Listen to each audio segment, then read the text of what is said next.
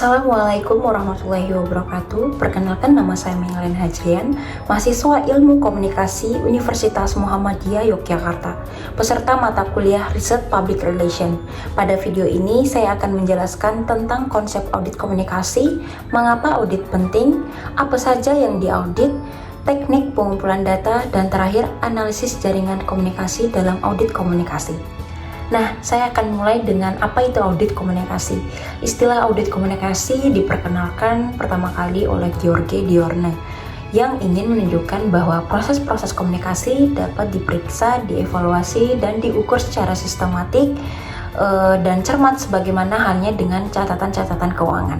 Nah, menurut Diorne, kegiatan-kegiatan komunikasi sebagai pelaksanaan dari sistem komunikasi dapat diukur secara atau sehingga kualitas kinerja para eksekutif, pejabat, dan staf komunikasi dapat diketahui dan bila diperlukan dapat diperbaiki secara sistematik sehingga efektivitas maupun efisiensi komunikasi pun dapat meningkat.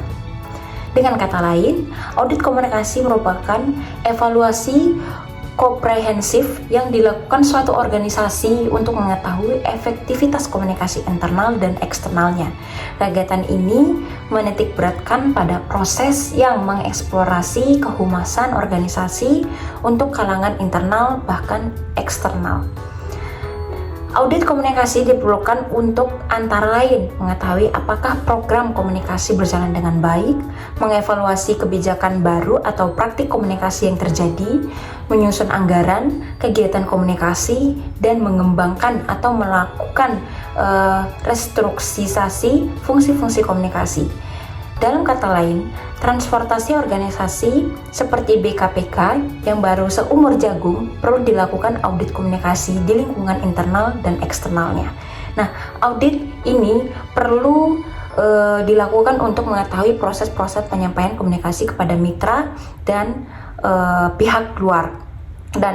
Dan efektivitas komunikasi yang selama ini dilakukan oleh organisasi terdahulu, BKPK perlu memancing opini publik untuk membangun reputasinya serta memahami dengan jelas hal-hal apa saja yang mempengaruhi kepercayaan publik. Hal ini merupakan sebagai wujud keterbukaan informasi publik BKPK kepada masyarakat. Mengapa audit itu penting? Karena sebuah proses yang sangat penting bagi sebuah perusahaan. Nah, pelaksanaan proses audit menjadi sebuah bukti bahwa dokumen yang ada benar-benar sesuai dengan kenyataan di lapangan. Selain itu, proses ini merupakan salah satu cara untuk memastikan bahwa suatu aset perusahaan berada pada posisi yang aman dan benar-benar bebas dari ancaman yang berasal dari luar maupun dalam perusahaan itu sendiri. Kemudian selanjutnya, apa saja sih yang diaudit?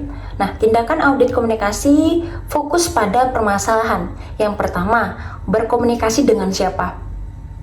Yang kedua, permasalahan manakah yang paling banyak mendapat perhatian dan paling menimbulkan kegelisahan? Yang ketiga, berapa banyak informasi yang diterima dan dikirimkan kepada masyarakat mengenai isu-isu krusial? Yang keempat, seberapa besar kepercayaan antar pribadi yang ada? Dan yang terakhir, bagaimana kualitas hubungan kerja secara keseluruhan dapat dikarakterisasikan? Bagaimana cara melakukan audit komunikasi?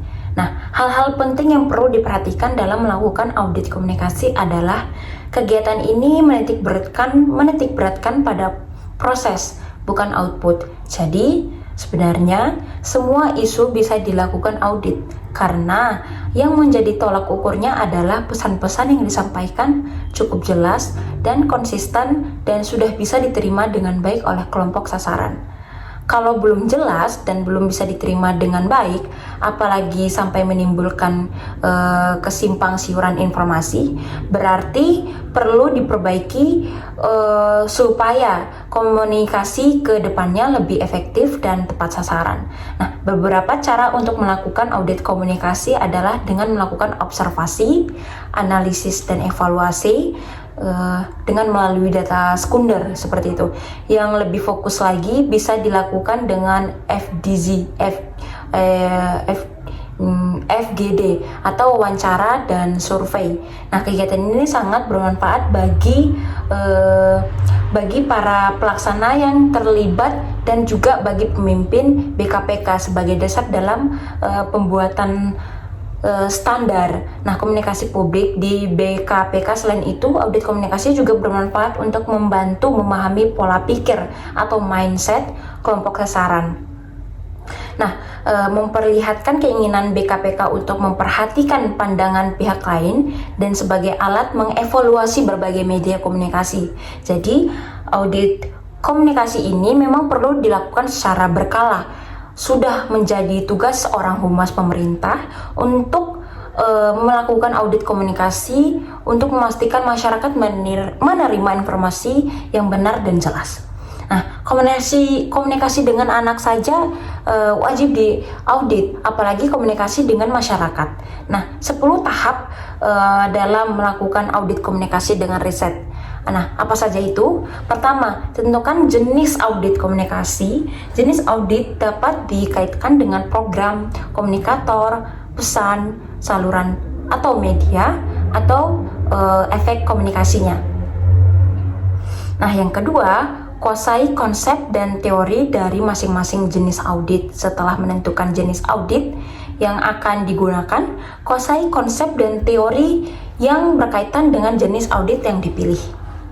Yang ketiga, teori dan konsep yang sudah dikuasai dijadikan acuan dalam membuat kuesioner. Teori ini dikenal juga dengan namanya hypothetical.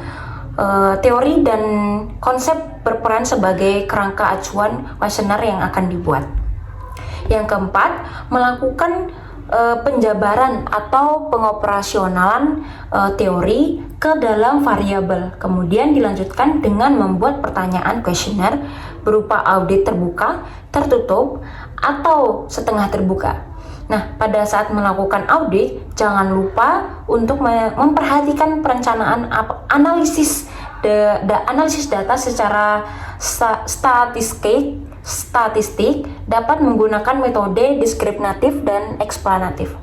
Nah, yang kelima, melakukan penyebaran kuesioner. Nah, proses penyebaran kuesioner ini dapat dilakukan secara daring atau luring, baik secara langsung maupun telepon atau diskusi grup. Seperti itu. Selain itu, dapat juga menggunakan layanan forum online seperti Google Form gitu-gitu, dan banyak lagi. Nah, dan yang keenam, melaksanakan pretest. Sebelum turun ke lapangan, langkah ini penting untuk menghindari error saat penyebaran kuesioner. Yang ketujuh, mengolah data. Pada saat mengolah data, pastikan kelengkapan serta kebenaran jawaban responden. Dan yang ke-8, melakukan analisis data. Analisis secara deskriptif dilakukan dengan memperhatikan media modus, dan analisis secara eksplanatif dilakukan dengan menguji hubungan atau pengaruh. Yang ke-9, menyajikan data dan hasil analisis, dan data hasil analisis dapat disajikan dalam bentuk distribusi atau frekuensi, grafik, atau balok. Dan yang terakhir atau yang ke-10, menyusun laporan menggunakan bahasa yang komunikatif. Saluran data dan hasil analisis yang telah dikumpulkan disusun menjadi sebuah laporan dengan bahasa yang komunikatif dan mudah dipahami. Nah, selanjutnya yaitu teknik pengumpulan data dalam melakukan audit komunikasi. Yang pertama, survei dengan kuesioner. Nah, survei ini dilakukan dengan menyebarkan kuesioner kepada responden yang terkait dengan topik yang akan diaudit. Nah, kuesioner ini dapat berisi pertanyaan terbuka maupun tertutup, dan dapat dilakukan secara online maupun offline. Yang kedua, wawancara tatap muka. Wawancara tatap muka ini dilakukan dengan bertemu langsung dengan responden. Wawancara ini dapat dilakukan dengan menggunakan panduan wawancara ataupun tanpa panduan wawancara. Yang ketiga, analisis jaringan. Nah, analisis jaringan ini dilakukan dengan memetakan hubungan antar individu atau kelompok dalam organisasi. Nah, analisis ini dapat dilakukan dengan menggunakan software. Kemudian yang keempat yaitu pengalaman komunikasi. Nah, pengalaman komunikasi ini dilakukan dengan meminta responden untuk mengingat kembali pengalaman komunikasi yang pernah terjadi dalam organisasi. Nah, pengalaman ini dapat berupa pengalaman positif maupun negatif. Nah, yang kelima yaitu buku harian komunikasi. Nah, buku harian komunikasi ini digunakan untuk mencatat setiap kegiatan komunikasi yang terjadi dalam organisasi. Buku harian ini dapat berisi informasi mengenai jenis komunikasi, waktu, tempat, dan orang yang terbit dalam komunikasi tersebut. Dan yang terakhir yaitu analisis jaringan. Nah, analisis jaringan ini adalah salah satu teknik untuk memeriksa pola data dan koneksi antara individu hierarkis atau aliran korespondensi individu di dalam jaringan. Seperti yang mungkin kita ketahui dalam prosedur korespondensi, seseorang individu tidak akan dikeluarkan untuk mengarahkan data mulai dari satu sumber kemudian ke yang berikutnya, apalagi dengan tekstur suatu individu dengan orang lain. Oleh karena itu, dalam analisis jaringan, auditor akan mencoba menilai persoalan tersebut. Yang pertama dengan siapakah seorang itu berkomunikasi, melalui siapakah yang sering menjadi sumber informasi, kepada siapakah sering dirujuk untuk menyelesaikan masalah, dan terakhir siapakah yang berperan sebagai filter informasi dan lain-lain sebagainya. Nah, analisis jaringan maka dari itu analisis jaringan melibatkan dua aspek utama, yaitu bagaimana aliran informasi terjadi serta bagaimana pola komunikasi dalam bentuk jalinan hubungan jaringan. Kontak dan link dibuat ketika orang berkomunikasi dengan orang lain dalam segala bentuk berfungsi secara sosial dalam organisasi dan masyarakat pada umumnya. Nah, jaringan juga merupakan saluran yang digunakan untuk menunjukkan bahwa bagaimana penonjolan pengaruh serta kekuasaan secara formal dan informal oleh manajemen organisasi. Nah, 3 pendekatan yang digunakan untuk menentukan analisis jaringan dalam organisasi. Pertama, lingkup. Nah, tahap analisis dari perspektif komunikasi individu, antara individu, kelompok, organisasi, dan antara organisasi. Pertama, individu, jumlah informasi yang diterima, bagaimana, kapan, dengan siapa, apakah yang diperbincangkan antara 2 orang, kelompok, pola komunikasi, hubungan kekuasaan, kepemimpinan, dan publisitas. Dan selanjutnya, struktur meninjau serta mengevaluasi struktur kerja berdasarkan hierarki atau sesuai tugas dan tanggung jawab.